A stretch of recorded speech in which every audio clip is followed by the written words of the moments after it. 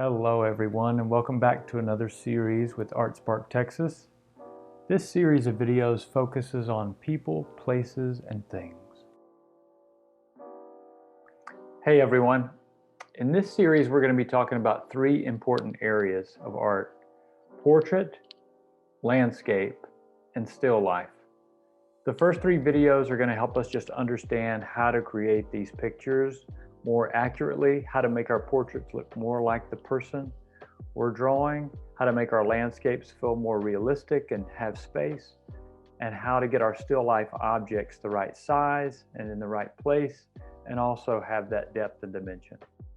The supplies you'll need for this project are a sheet of watercolor paper, watercolor pencils, a synthetic brush, and a cup of water. But you could certainly do this project with just standard drawing supplies. Welcome to Lesson 3, Understanding the Still Life.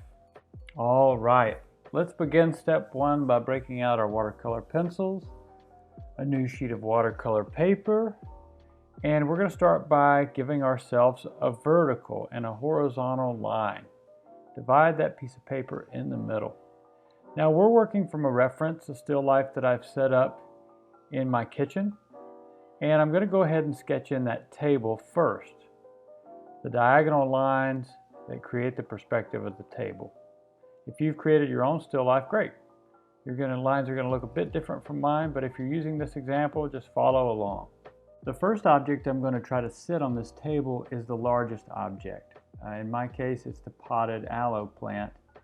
I can use the table, some of the lines of the table, to see where they connect or where they touch the pot. So you'll notice that the back of the table kind of touches the lip of the pot there. The whole time we're making our sketch and trying to get our shapes, we're looking for information. We're looking what elements in the picture can tell us about other elements in the picture.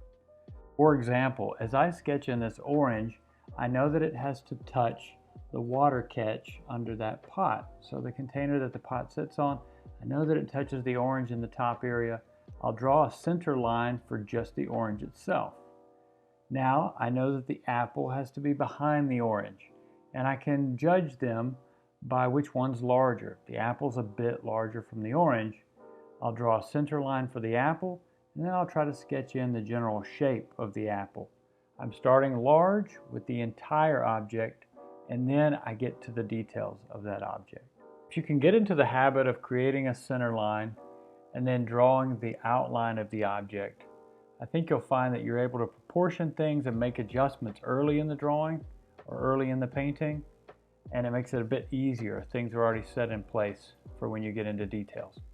Okay, now that I have a good start on a couple of the objects, I'm going to go ahead and get to the parts of the aloe plant. These are going to be kind of these longer shapes that extend out, and I'm using lines to get these started.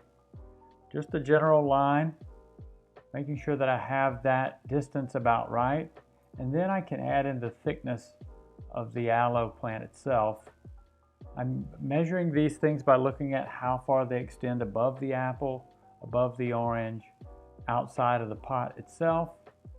I can use each of these aloe leaves to measure one another, and when I feel like I've made a mistake, I just erase. I'm going to go ahead and try to put in the lip underneath the pot itself, this little catchment container.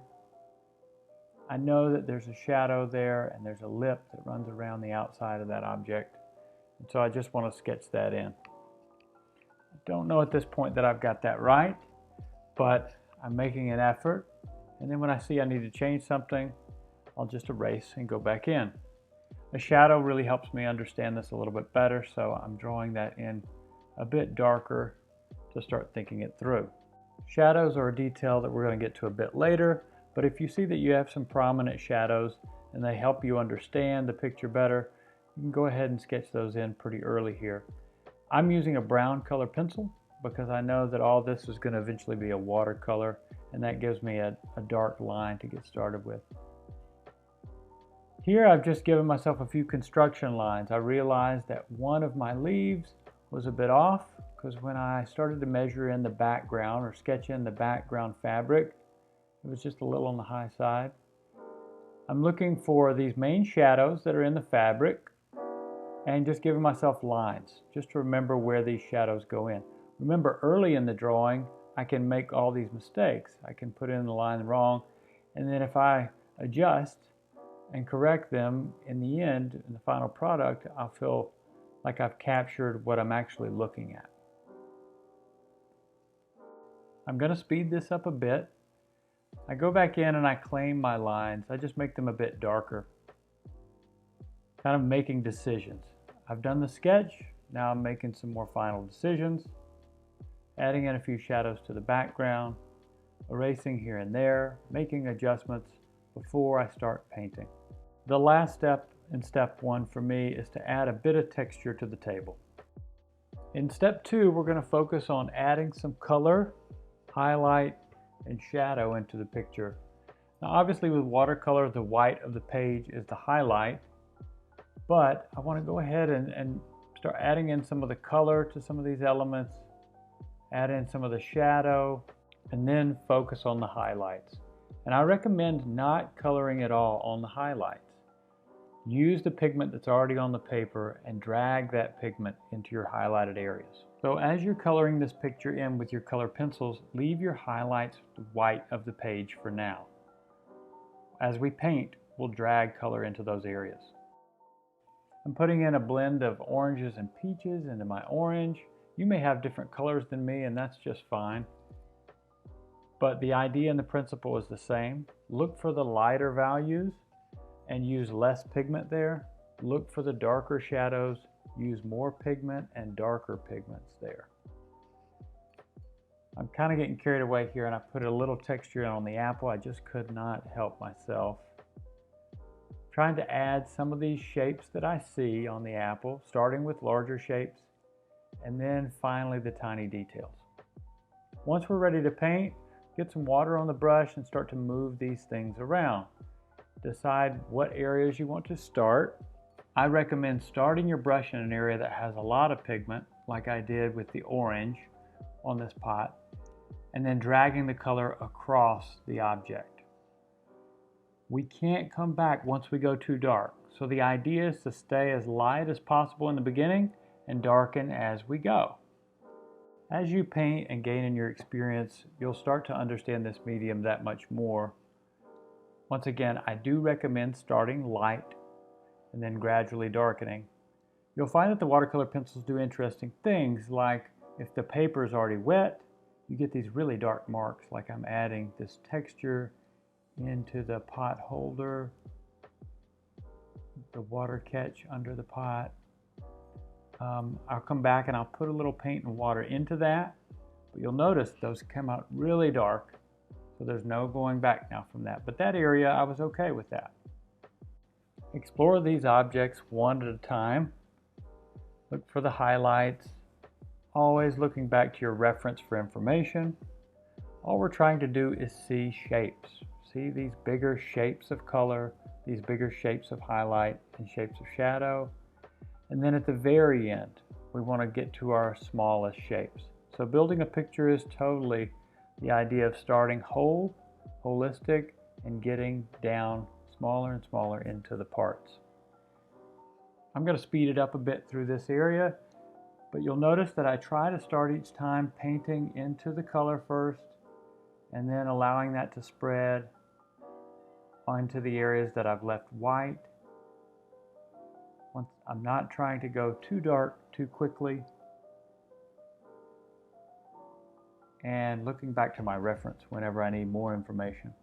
Looking back to the still life, hopefully you have in front of you. The more water we use, the lighter the value. The more pigment we use, the darker the value. That's critical. And you'll get in a habit after a while, after you move from piece to piece and object to object. You'll know so much more once you're painting the third or fourth object than you did in painting the first or the second.